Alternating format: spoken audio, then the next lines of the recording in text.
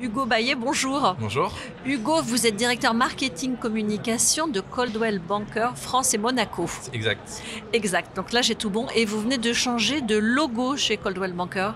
Exactement. On a initié un grand rebranding et un changement de logo. Et au-delà de ça, un changement de l'identité de la marque. Alors, bien sûr, on garde notre histoire, on garde nos valeurs qui sont intrinsèques à notre ADN, mais on a cette nouvelle expression plus dynamique, plus jeune, pour dépoussiérer un peu l'image de luxe et tout cet univers-là qui est important et qui est d'autant plus important pour nous dans l'ensemble du réseau international Coldwell Banker parce qu'on est la France et que le luxe en France a une signification tellement particulière qu'on se doit sur ce marché-là d'être à la pointe de l'innovation, de la culture, de l'art de vivre et présenter le lifestyle made in France. Vous êtes une marque américaine implantée en France. Ce changement, il a été initié par les États-Unis. Est-ce que les Américains ont la même vision du luxe que la nôtre ?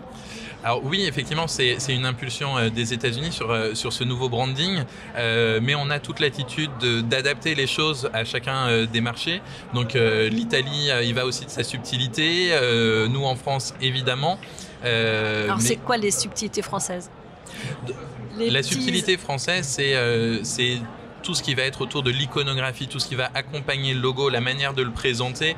Oui, on a un slogan, on a des slogans en anglais, mais on a des traductions en français et on va justement chercher le French style, le French art de vivre et jouer la jonction entre les deux pour que à l'international on nous reconnaisse et qu'on reconnaisse aussi la France et la France dans toute sa diversité parce que le luxe en France, ce n'est pas que Paris, ce n'est pas que les amoureux au pied de la Tour Eiffel, même si c'est important, mais on a cette image sur la Côte d'Azur, dans les Alpes, sur l'Atlantique Riviera, qui est cette nouvelle marque qui est en train de monter entre La Rochelle et Biarritz. Voilà, c'est toutes ces identités-là, culturelles, historiques, et cet héritage qu'on met en avant dans notre communication.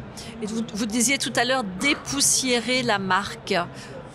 Coldwell Banker, c'est une marque qui est historique, c'est la plus vieille marque sur le marché de l'immobilier et de l'immobilier de luxe. On est créé en 1906 à la suite du tremblement. On oublie souvent ça, on ne le sait pas beaucoup en tout cas. À la suite du tremblement de terre de San Francisco et on est créé avec des vraies valeurs de service client et de l'intérêt du client au cœur du métier de consultant immobilier.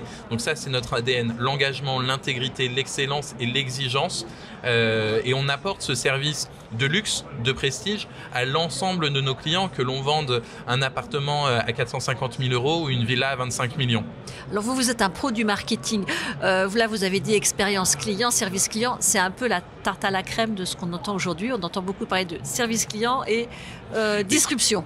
Alors, voilà, vous ne l'avez pas encore dit. Non, je ne l'ai pas encore dit, mais je vais même aller au-delà. Aujourd'hui, on réfléchit user experience. Alors ça, c'est-à-dire toute l'expérience que l'utilisateur sur notre site internet, par exemple, sur les outils et toute l'expérience client entre le premier point de contact qu'il va avoir avec la marque, le premier rendez-vous avec l'un de nos consultants, son estimation et jusqu'à la fin, jusqu'à la signature de la vente et même encore dans les quelques jours qui suivent jusqu'à la fin de son déménagement, on est là pour l'accompagner, pour le conseiller, pour le mettre en relation avec les bons interlocuteurs pour que tout ce projet-là, qui est fastidieux, qui prend du temps, il soit le plus à l'aise possible et qu'il soit le mieux accompagné. Et donc, on travaille à l'ensemble de ces maillons, à l'ensemble de ces points de contact pour que l'expérience soit la plus agréable, qu'ils se sentent privilégiés et uniques. Et évidemment, dans tout ce dispositif, le digital est au cœur du business et de la réflexion. Aujourd'hui, le digital est la pierre angulaire sur notre stratégie de communication parce que plus de 90%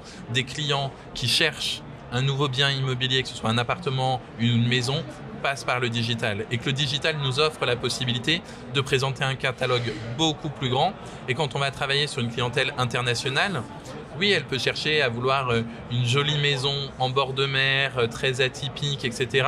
Mais le bord de mer en France, ça peut être Biarritz, ça peut être Canet-en-Roussillon, comme ça peut être Antibes. Et donc, on peut lui présenter toute cette diversité d'offres. Et puis le digital, c'est intéressant parce que c'est plus facile pour récupérer des contacts, pour pouvoir lui adresser les bons messages de communication au bon moment parce qu'on a les bonnes données sur nos prospects et sur nos clients. Alors, est-ce que tout ça, ça favorise le développement de Coldwell ou vous en êtes où ? Aujourd'hui, le développement de Coldwell, il est très très fort parce que on ouvre 12 nouveaux bureaux sur l'année 2019 et on n'a pas fini, on est en passe de devenir le numéro 2 du marché français, même si on est déjà les leaders au niveau mondial. Notre objectif, c'est d'ici 2023 d'être les premiers en France. L'année prochaine, notre objectif, c'est de terminer l'année à 50 bureaux réels, et on ne va pas mettre 2 bureaux à la même adresse comme le font certains. Donc on aura 50 vrais bureaux, et puis on aura l'objectif 2023 75 bureaux, et comme ça on aura une présence nationale sur l'ensemble des points du marché du luxe français et monégasque.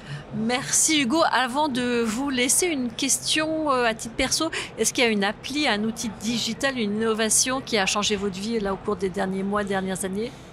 Pour moi, ce qui a changé ma vie, c'est l'application Instagram et toute la technologie qui va avec, parce que ça nous donne une autre image de la photo. Aujourd'hui, on est tous, avec nos smartphones, on est tous devenus des photographes, mais justement, le format carré des photos Instagram nous donne une vision différente de l'image, de comment la travailler, de comment la mettre en avant. Alors bien sûr, je vous parle pas des gens qui prennent en photo tout ce qu'ils mangent le midi et le soir, même si c'est parfois très créatif. Très appétissant aussi. Mais on devient tous des artistes à essayer de faire la meilleure composition dans un format carré qui est un format fermé.